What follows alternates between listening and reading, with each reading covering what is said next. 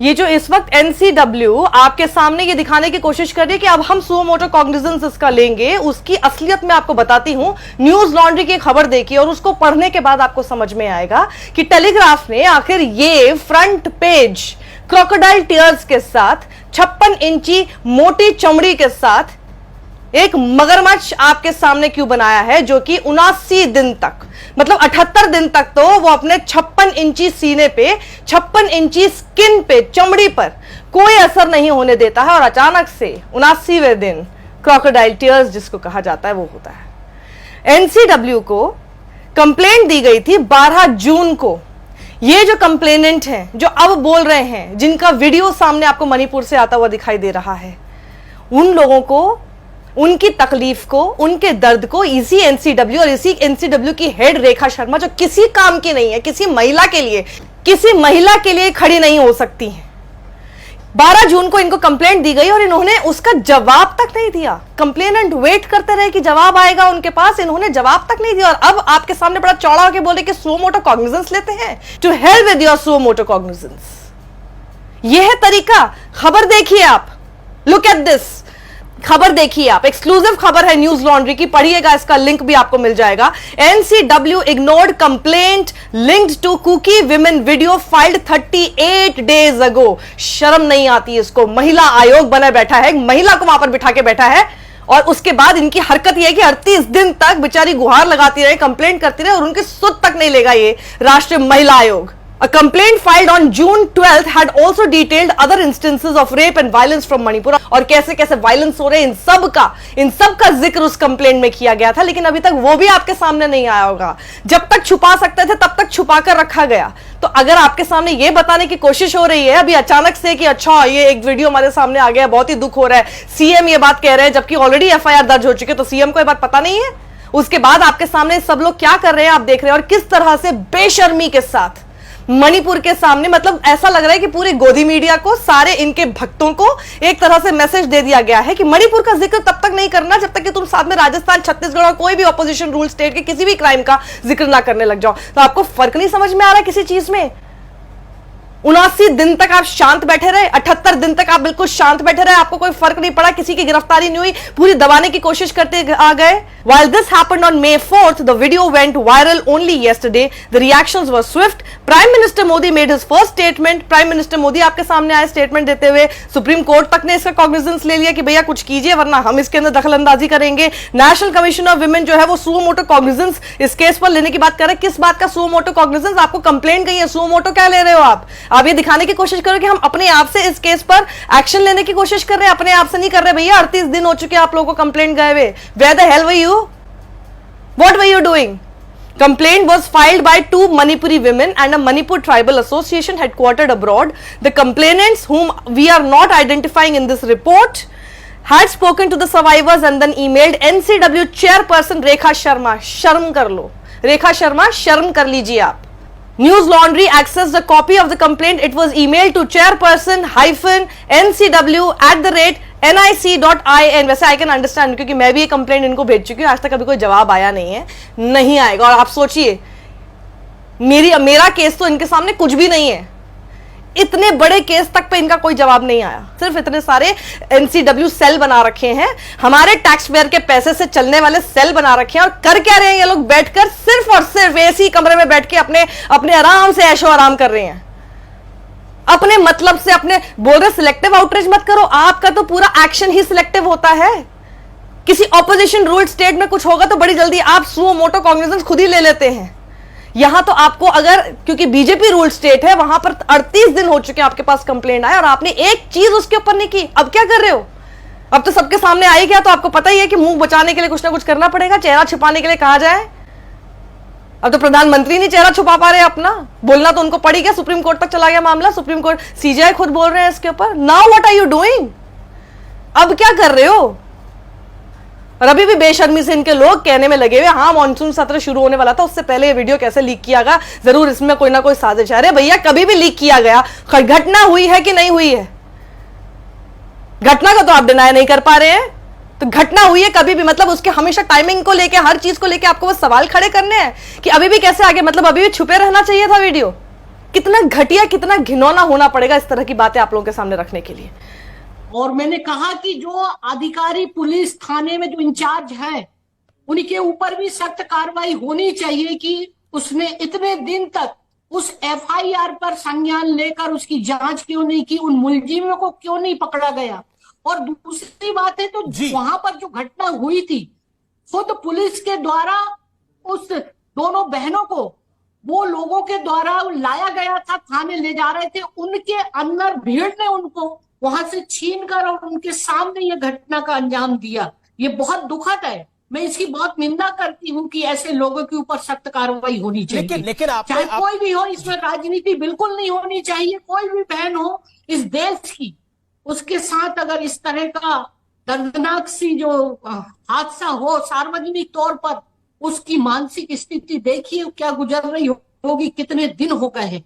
और इस पर निश्चित रूप से मैं चाहूंगी कि हमारे केंद्र में माननीय प्रधानमंत्री जी, होम मिनिस्टर साहब इसमें बहुत सख्ती से कार्रवाई करना चाहिए। मैं तो फिर भी क्योंकि मणिपुर की गवर्नर होने के नाते मैं पूरे लोगों के पास जो आज विस्थापित है, करीब 350 कैंपों में 60,000 के लगभग बच्चे, महिलाएं, पुरुष, मैं चूड़ाचांदपुर, कांगपप्पी दोनों कम्युनिटी के बीच में जा रही हूँ और जितनी हेल्प हो सकती है मैं उनके लिए मदद कर रही हूँ। ये घटना का संज्ञान अगर कोई मेरे पास, जितने भी लोग मेरे से कंप्लेंट किया है या डायरेक्ट मुझसे फोन पे किया है, मैंने इमीडिएट एक्शन लिया है। लेकिन जहां पर इसके संज्ञान में थी और उन्होंने इस चीज को क्यों नहीं जांच किया और क्यों नहीं कार्रवाई अभी तक किया, ये मुझे इस बात का दुख है। और निश्चित रूप से जो भी इसके जिम्मेदार हैं उनके ऊपर सख्त कार्रवाई होनी चाहिए और मैंने ये निर्देश डीजीपी को। वहीं एएनआई जो इन लोगों के हिसाब से काम करता है, पूरी हिदायतों के साथ काम करता है, उसने आप लोगों के सामने एक फेक न्यूज कैसे चला दी और कैसे नैरेटिव सेट किया, उसके बाद डिलीट करना पड़ गया। लेकिन उसके बाद आपको पता है अभी तक कई लोगों के व्हाट्सएप पे वो बात आ चुकी होगी, क्योंकि उसके अंदर अचानक से अब्दुल का नाम आ गया। जैसे अब्दुल का नाम आता है सब लोग फड़फड़ाते हुए उठ जाते हैं। इनको कोई फर्क नहीं पड़ता कि कोई और इंसिडेंट है, किसी और चीज को आप इससे जोड़ रहे हैं, नहीं, बस अब्दुल का नाम आ जाना चाहिए। उसके बाद तो फिर मणिपुर में हुआ हो या फिर किसी और बीजेपी शासित राज्य में हुआ हो, वो सारा का सारा ठीकरा उस धन के नाम पे फोड़ना लगते हैं। स्वाति मिश्रा का एक पूरा थ्रेड पढ़िएगा, वो लिखती है मणिपुर गैंग रेप मामले में एएनआई ने एक फेक खबर चला दी। इस फेक खबर के सहारे बीजेपी नेताओं और घटिया ट्रोल्स को मणिपुर गैंग रेप का जिम्मेदार अब्दुल को ठहराने का मौका मिल गया। देखते ही देखते अब्दुल ट्विटर पर तीसरे नंबर पर ट्रेंड करने लगा। लेकिन यह सब एएनआई के फैलाए एक झूठ पर आधारित था। दरअसल मणिपुर पुलिस ने एक प्रेस नोट जारी किया। इसमें 7 पॉइंट में अलग अलग कार्रवाइयों और हालात के बारे में बताया। पुलिस ने प्रेस नोट के दूसरे पॉइंट में बताया कि मणिपुर गैंगरेप मामले में 3 और लोग पकड़े गए, यानी अब तक कुल 4 लोग पकड़े गए। प्रेस नोट के चौथे पॉइंट में पुलिस ने प्रेपाक प्रो से जुड़े अब्दुल हलीम की गिरफ्तारी के बारे में बताया। चौथे पॉइंट में गैंगरेप का कोई जिक्र नहीं था। दोनों पॉइंट में गिरफ्तारी अलग अलग जिलों के पुलिस स्टेशन के जरिए की गई थी। दोनों मामले अलग हैं। लेकिन एएनआई ने ट्वीट कर दिया कि मणिपुर वायरल वीडियो मामले में अब्दुल पकड़ा गया। हालांकि बाद में एएनआई ने बिना कोई सफाई दिए, बिना माफी मांगे अपना ट्वीट डिलीट कर दिया चुपके से। लेकिन उससे पहले कुछ न्यूज चैनलों ने उसे उठा लिया। बीजेपी नेताओं और उनके चेलों ने अब्दुल नाम देखते ही ट्वीट करना शुरू कर दिया। यह ट्विटर ट्रेंड में 30 नंबर पर आ गया। इतने संवेदनशील मामले में भी इन लोगों को एक मुस्लिम के नाम मिलने का इंतजार था। सोचिए क्या लोग हैं ये। और उसके बाद अभी जब इतना इनको कॉल आउट किया गया, तब एएनआई ने फिर एक, क्योंकि पकड़ में आ गया, अगर पकड़ में नहीं आता ना ऐसे चुपके से डिलीट करके लोग निकल चुके होते थे, क्योंकि पकड़ में आ गया, कई लोगों ने बोलना शुरू कर दिया, तो एएनआई ने लिखा note on story retraction and apology. Yesterday evening, inadvertently, a tweet was posted by ANI regarding arrests undertaken by the Manipur police. This was based on an erroneous reading of tweets posted by the Manipur police, as it was confused with an earlier tweet regarding other arrests made by it in relation to the incidents shown in the viral video. Shortly afterwards, within a few minutes, on realizing the error, the tweet was promptly deleted and a corrected version was immediately put out. Error regretted. इसका मतलब आप सोचिए, एक agency है, ये सिर्फ tweets के सहारे अपनी खबरें आपके सामने लेकर आ रहे हैं। फिर तो कोई भी एक आदमी बस ट्वीट्स के ऊपर नजर रखता रहे, उसी के सहारे अपनी एक एजेंसी बना के आपके सामने बैठ जाए। कहीं से कोई कंफर्म करने का मतलब नहीं है, और बिना कंफर्म किए ट्वीट करने की जल्दबाजी। क्यों? क्योंकि अब्दुल नाम जो दिख गया था उसके अंदर, their favourite, because they know they can set that narrative and they really did that. अब आपकी अपॉलॉजी कहां, लोगों के व्हाट्सएप तक तो जाएगी नहीं, पर आपका वो अब्दुल वाला जो ट्वीट है वो लोगों के व्हाट्सएप तक फेक न्यूज के साथ पहुंच चुका होगा।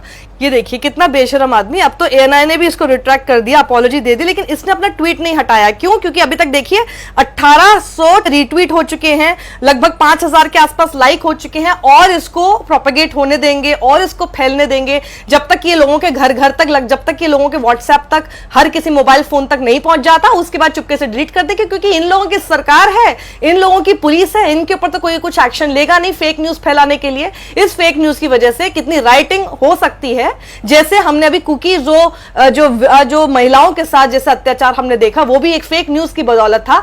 ये भी कर सकता है इसी तरह की, लेकिन इनके ऊपर कोई एक्शन नहीं होगा। They come with some kind of impunity. इनको हर तरह की बचाव का एक कवच इनके शरीर पर चढ़ा हुआ है। इसने देखिए कैसे ट्वीट किया, Abdul Khan the main accused of Manipur case arrested bye Manipur police. देश के प्रधानमंत्री ने जब खुद बोलना चाहते थे मणिपुर की घटना के ऊपर, मणिपुर का नाम सिर्फ एक बार लिया, वो भी एकदम तीसरे नंबर पर। उससे पहले राजस्थान और छत्तीसगढ़ का नाम आपके सामने ले लिया, और एक तरह से सब लोगों को, अपने सभी भक्तों, समर्थकों, सबको एक तरह से उन्होंने मैसेज दे दिया कि भैया राजस्थान और छत्तीसगढ़ पे इन लोगों के पीछे लगे रहो, मणिपुर के ऊपर बोलना भी पड़ जाए तो सबसे पहले इस चीज को पूरा ये एम्पलीफाई करते रहो। इनको ये समझ में नहीं आता कि टेलीग्राफ की ये हेडलाइन आपके सामने क्यों आई है। It took you 78 days to react, you knew about it, the FIR was already there and it took you 78 days to react only when the video went viral. This is why you've been called out. Hathras case में this is why you were called out, क्योंकि आपने हर तरह से चीजों को दबाने की कोशिश की। यहां भी आपने वही किया। आपने अगर अपनी जिम्मेदारी का पालन किया होता तो ऐसे वायलेंस होते के साथ ही, या इस तरह की घटनाएं महिलाओं के साथ होते के साथ ही तुरंत उन लोगों को गिरफ्तार कर लिया होता। कैसे एक दिन में अब मणिपुर की पुलिस ने एक शख्स को गिरफ्तार कर लिया, अभी भी खैर बाकियों को ढूंढ रही है, लेकिन इसको कैसे इन्होंने गिरफ्तार कर लिया? FIR तो बहुत पहले हो गई थी, इसका चेहरा तो पूरा एकदम दिखाई दे रहा था।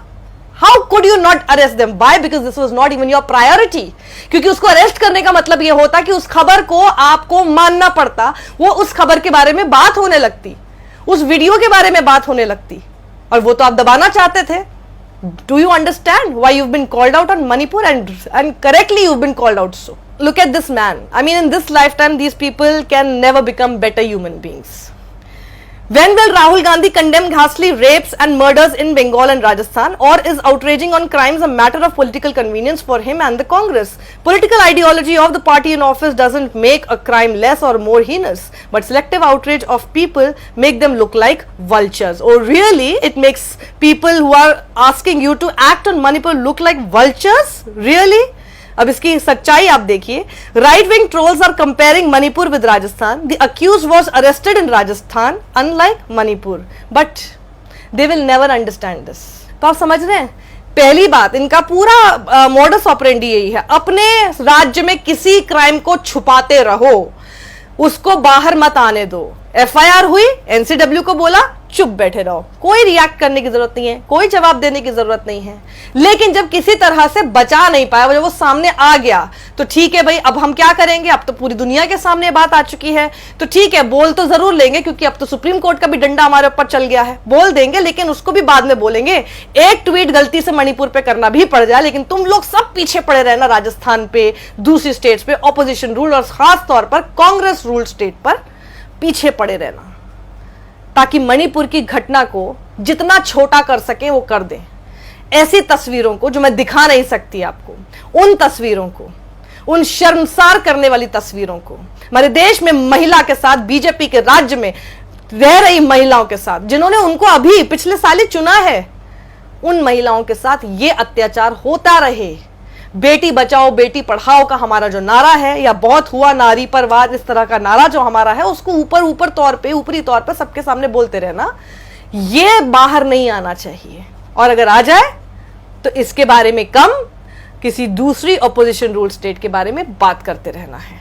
गिरफ्तारी नहीं हुई तो क्या, अब तो गिरफ्तार कर लिया, और इतनी बेशर्मी से मुख्यमंत्री से रिजाइन भी नहीं करवाएंगे। ये इनका मॉडस ऑपरेंडी है। If this is the modus operandi you voted for, if this is the modus operandi you really want for yourselves and your kids, your daughters, your sisters, your mothers, your wives, then so be it. Be happy then.